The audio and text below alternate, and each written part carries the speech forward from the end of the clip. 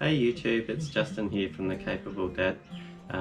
Today's video is brought to you from our backyard, and I just want to introduce you to my beautiful wife Beck. Hi.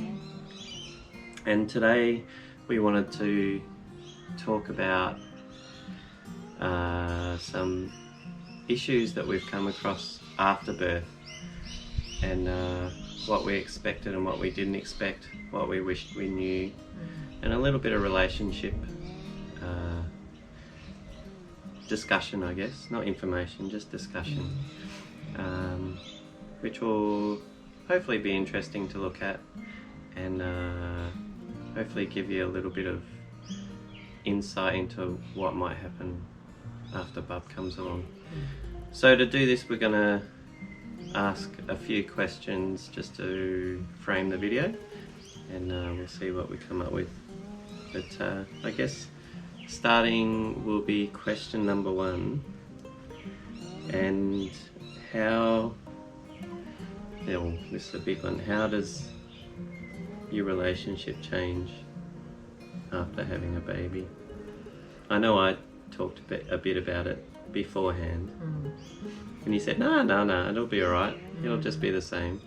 But now that we've had Jordan, and by the way, we're sitting out by the pool having a midday beverage because this is our 2 hours of peace and quiet in the day. We're usually ready for bed by 8:30 at night.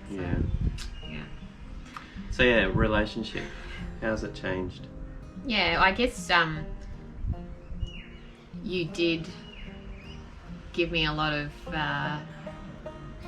kind and well-meaning advice before we had Jordan, and I think you were coming from a position where you knew what was coming, but I don't think anything can prepare you for how it actually is till you have your own baby. So I don't know, I think everything changed, really. Yeah. Because you go from having this sort of fun, carefree, all about me lifestyle to all of a sudden,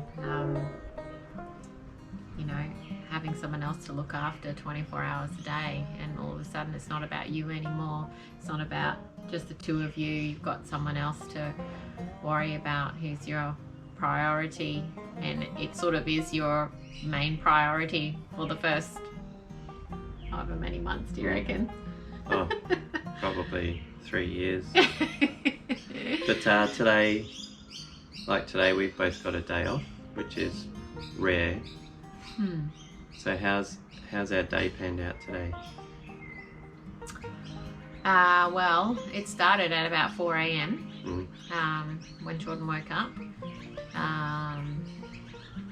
So no sleep-ins anymore. Can't remember the last time we slept in together. It's been a long time. We went out for breakfast, but not alone, obviously. So your alone time really goes down the toilet, really, and you just have to learn to have someone else involved in your relationship. Yeah. Dates are never the same, and if you do have a date, everything's got to be pre-planned, and you've either got to make sure you have care for Bub, or that you go at a time that suits when Bub's going to be happy and not in need of a sleep. What else changed? Your date nights, obviously, go out the window. Do you find that you can potentially compete with each other for doing chores and having free time? Like, who gets up in the morning to Bub? Yeah. But who has to do the nappy? Who has to feed her? Do you reckon that's a potential risk in a relationship? I think it can be, but I think it's probably the whole competition thing of who does what. I think it's probably a good one to avoid, especially when there's other things at play, like sleep deprivation and you know, no time for yourself, and it's just, yeah, probably not the tree you want to bark up in terms of keeping a peaceful relationship with each other. Speaking of barking, it's the neighbour's dogs. Yeah, and I think, you know, we've probably rarely had times where we've been competing with each other. Like, we have a joke with each other about who's going to change the pooey nappy, but, you know, I think thankfully I think that's something that hasn't really crept into our relationship too much. So, yeah. But I know it can. Yeah. It can be if you let it. So. And Dad's out there. I've got a video up on how to change a nappy, which would be a good skill to learn. Yeah. Yeah. All right. Well, let's talk about the second question, which leads on to the first one. Is how do you find time for fun?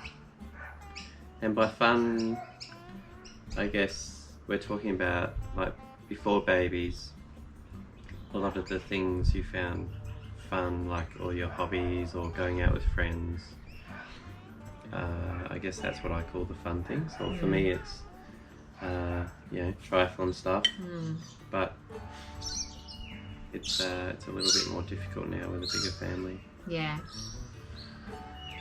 You know, and I love going out for a coffee or a wine with the girls or my sisters. And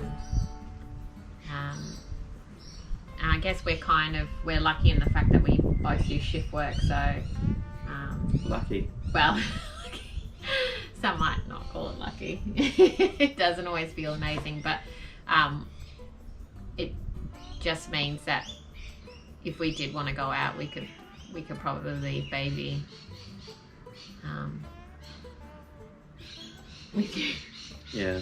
Or you could leave her with me, and we can, like, we have the option to go out child-free sometimes. Occasionally. Yeah.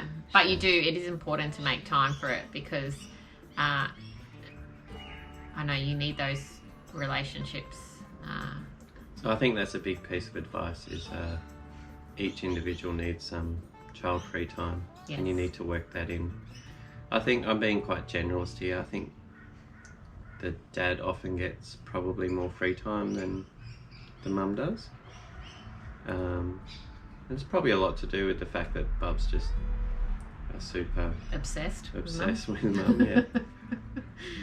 But dads, you need to give mum a break, whether it be come home from work and take Bub out for a walk in the pram, or he does this quite well. Yeah. Yeah, you need to, for everyone's sanity, just factor in individual time as well as alone time and family time. Yeah. But, goes a long way to keeping the love alive in the relationship. Yeah, it does. Yeah, don't get competitive about it. Just maybe talk about it, factor it in to at least the first couple of years. Yeah. Yep. So next question is, what do you think's the biggest thing that's changed for you after having a baby? Apart from my body. It does change, doesn't it? Yeah. It's the biggest thing that's changed.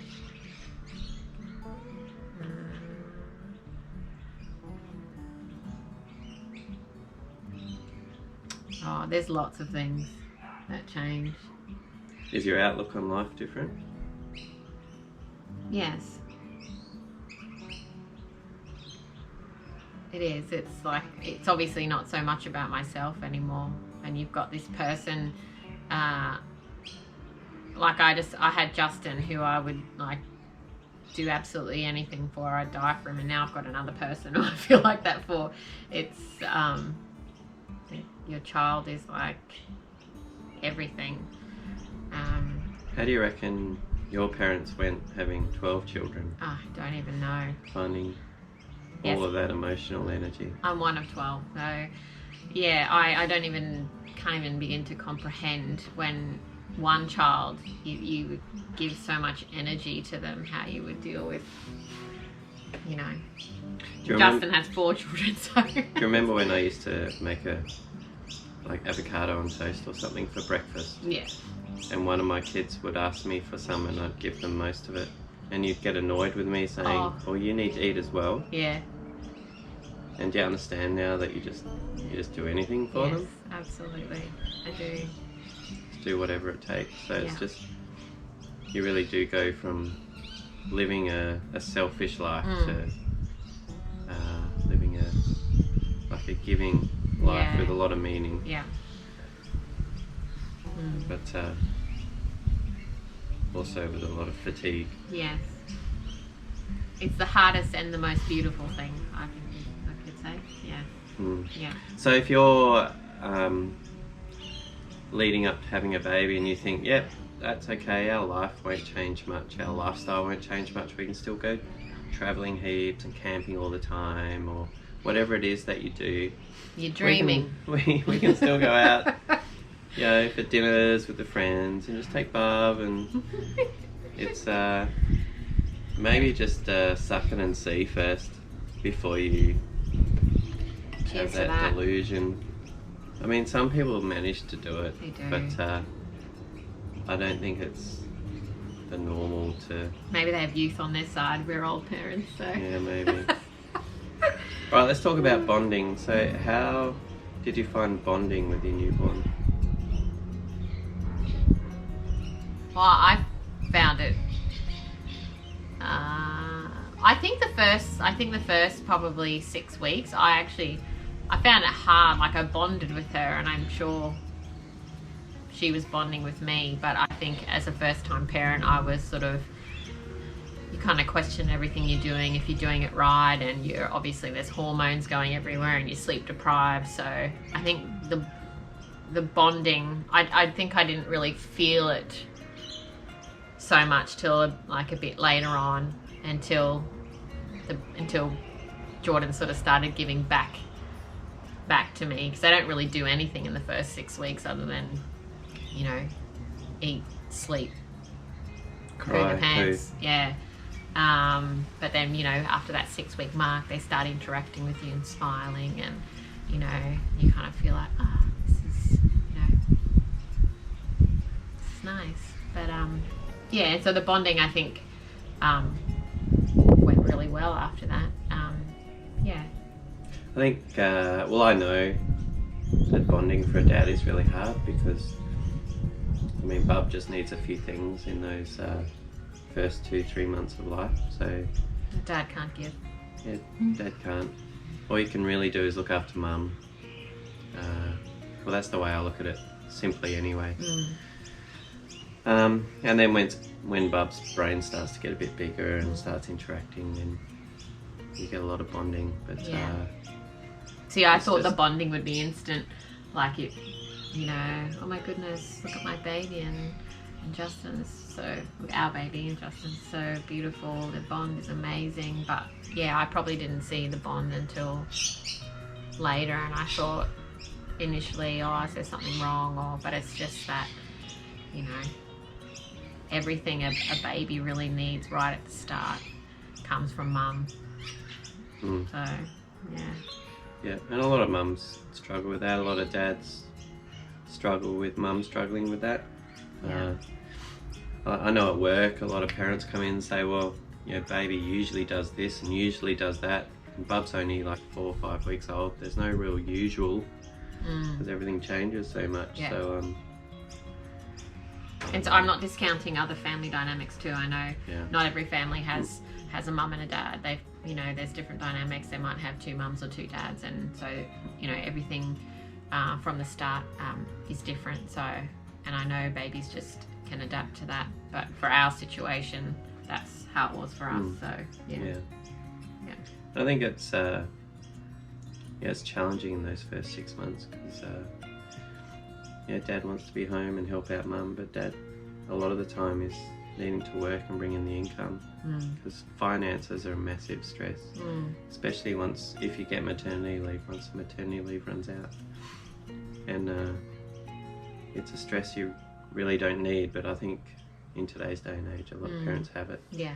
So just remember that there's potentially different priorities from Mum and Dad. Yeah, Mum is learning how to be a mum, and you know, also coping with a lot of sleep deprivation. Dad's potentially sleep deprived and then going to work and trying to function really well at work as well. Or vice versa, Mum goes back to work and Dad Yeah. stays home with Bub. Yeah. So I love that. I've done that before.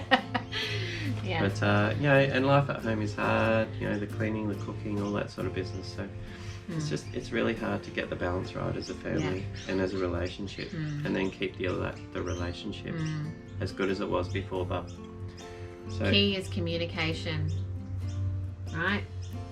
correct. Yeah. Even if you're tired, don't want to talk, or you've had a bad day, you got to talk it out. Otherwise, it'll just. Like we've got a 14-month-old, and I've had a couple of weeks of annual leave, but you've been at work, and she's hard work at the moment. I've been completely frazzled. Like, it's a lot easier being at work in a busy ED a lot of the time, and but so yeah, you just need to talk it out, and again, that comes back to factoring in some free time. You really do need some downtime. Yeah. So let's stop there for today. Yep. I think we've talked enough. Yeah. I think the next video is going to be what to expect during childbirth, which is a really big one. And in that, I'm going to talk about some issues that you may not have been expecting, because it can be quite graphic. And a lot of people have weak stomachs. There's issues like cutting the cord and needles and blood, screaming pain. There's just a lot of big ticket issues that need to be talked about, so that you're mentally ready to cope with childbirth. It's a big one. Especially if you're planning on being down the disaster zone end. Yeah, which I wouldn't recommend. You just don't need to be down there, but that's my personal view. And I think it keeps you mentally well from the experience, so you go back for another one. He wasn't down there, and I felt well supported by him throughout my whole. And I'm a nurse, I see a lot of graphic stuff. Yeah. But yeah, I just didn't want to see what was down there. Yeah. I'm glad I didn't. The midwife asked me, but anyway, that's the next video. So thanks for joining us. Please do subscribe. I hope you enjoyed meeting my wife Beck, and she'll be starring in some future videos. Yes, I will. And we'll see you soon. Bye. Thanks, YouTube. Bye.